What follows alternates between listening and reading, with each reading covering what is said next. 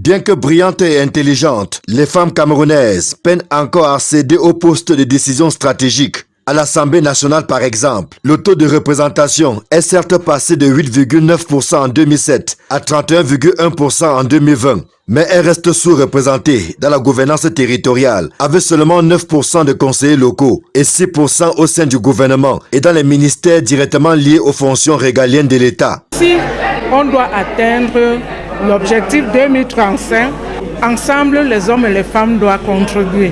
Et les femmes ne pourraient pas contribuer s'il n'y a pas une plateforme où les femmes s'expriment.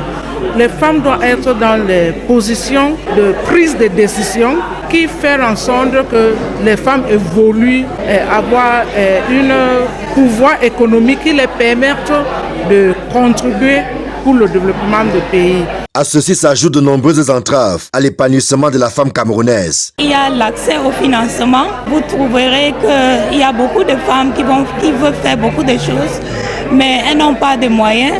Par exemple, pour avoir la capitale, pour investir dans un business. Il y a les difficultés liées au challenge familial, parce que les femmes ont beaucoup de choses à faire à la maison. Elles n'ont pas assez de temps pour sortir et chercher les opportunités pour développer leurs capacités.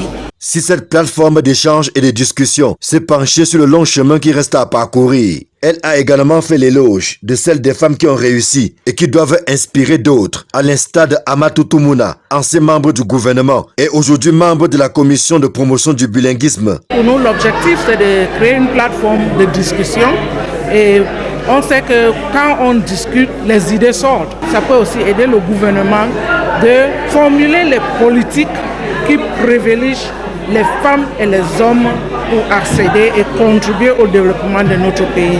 Les défis rencontrés par les femmes pour accéder au poste de direction au Cameroun, tel est le thème de ce panel de discussion qui rentre dans le cadre du projet de promotion des droits économiques de la femme au Cameroun. Si nous voulons une revendication effective, il est important pour ces femmes-là de s'organiser en association, de pouvoir coordonner l'ensemble de leurs associations, voir dans quelle mesure ces groupes de femmes-là peuvent faire pression sur le gouvernement pour que la parité homme-femme soit une réalité au sein de l'administration camerounaise. Le Carrefour Policy Institute a ainsi jeté un pavé dans la mare. En termes de responsabilité, les femmes camerounaises méritent mieux que ce qu'elles ont aujourd'hui. Leur implication est importante dans l'atteinte d'une croissance économique durable et inclusive.